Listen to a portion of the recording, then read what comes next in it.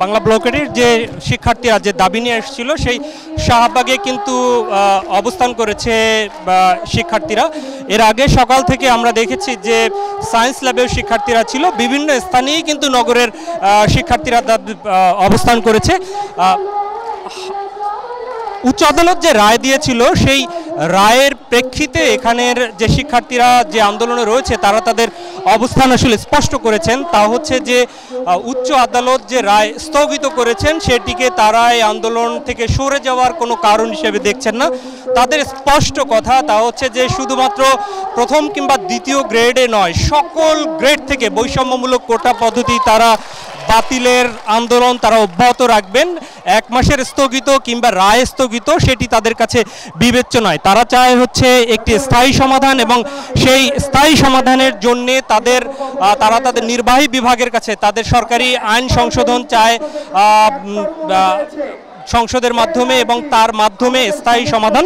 তারা মনে করে যে এই 50 পেরোনোর বা 5 দশক পরেও এত বড় যে কোটা সেই কোটা পদ্ধতির আসলে তারা সংস্কার চায়। আমরা একটু যারা এখানের অর্গানাইজ করছে সেই শিক্ষার্থীদের আপনারা দেখেন যে তাদের কি বলে।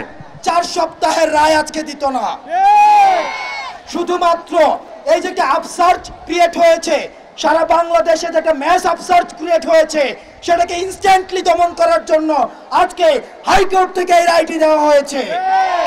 তার মানে এই রায়টি হচ্ছে স্টেট মেকানিজমের একটি অংশ। আমরা যারা শিক্ষার্থী রয়েছি আমরা বারবার বলছি হাইকোর্ট এবং নির্বাহী বিভাগের আমাদের এবং নির্বাহী বিভাগের মধ্যে হাইকোর্টকে এনে আপনারা আমাদেরকে শত্রু বানাবেন না, প্রতিপক্ষ বানাবেন না।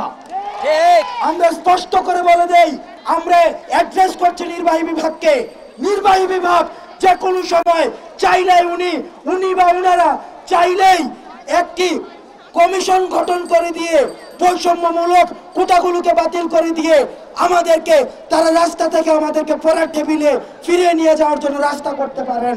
কিন্তু আমরা দেখেছি সমস্যাটা আরো ঘনীভূত করেছেন তারা, অর্থাৎ তারা এটাকে আরো ঝুলিয়ে রেখেছেন, অর্থাৎ বাঙালকে হাইকোর্ট দেখানোর মতো করে এই রায়টি হয়েছে। আসলে উপমা শুনছেন যে এখানে যে শিক্ষার্থীরা আছে, শিক্ষার্থীরা যে নেতৃত্বে যারা রয়েছে বা তারা স্বেচ্ছাসেবক বলছেন, সেই স্বেচ্ছাসেবকরা কিন্তু আসলে স্পষ্ট করেই বলেছেন যে এই স্থগিত বা রায়ের যে স্থগিত সেই স্থগিততে তারা আসলে সন্তুষ্ট নন, তারা চান একটি সমাধান। আমরা যদি 2-1 শিক্ষার্থীর সাথে কথা বলতে চাই যে তাদের এই অর্গানাইজারদের পক্ষ থেকে যে ঘোষণা, সেই ঘোষণার ব্যাপারে আপনারা কি ভাবছেন?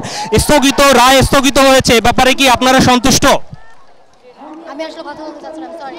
জি জি জি, রায় স্থগিত হয়েছে, এই রায়ে কি আপনারা সন্তুষ্ট? মোটেই না। আমরা কেন সন্তুষ্ট হব? কারণ আমরা চাই আপনারা চাই সঠিক একটা আইন জারি হয় এটার মাধ্যমে। তো এটা কোনো উপায় না, কারণ 18 সালে এটা বাতিল করে দিয়ে আবার সেটা পুনর্বহাল করেছে। এটার কোনো তো নির্দিষ্ট নাই যে না আবার পুনর্বহাল করবে না। তো আমরা চাই যেন একটা আইনের মাধ্যমে এটাকে দমন করা হয়, যেন আর পরবর্তীতে পুনর্বহাল না করা হয়, আমাদের মাঠে না নামতে হয়। আমরা আরেকজন শিক্ষার্থীর সাথে কথা বলছি। আপনারা আইন তো ইতিমধ্যেই তো আপনাদের আন্দোলনের কিছুটা কি সফল হয়েছে মনে করেন?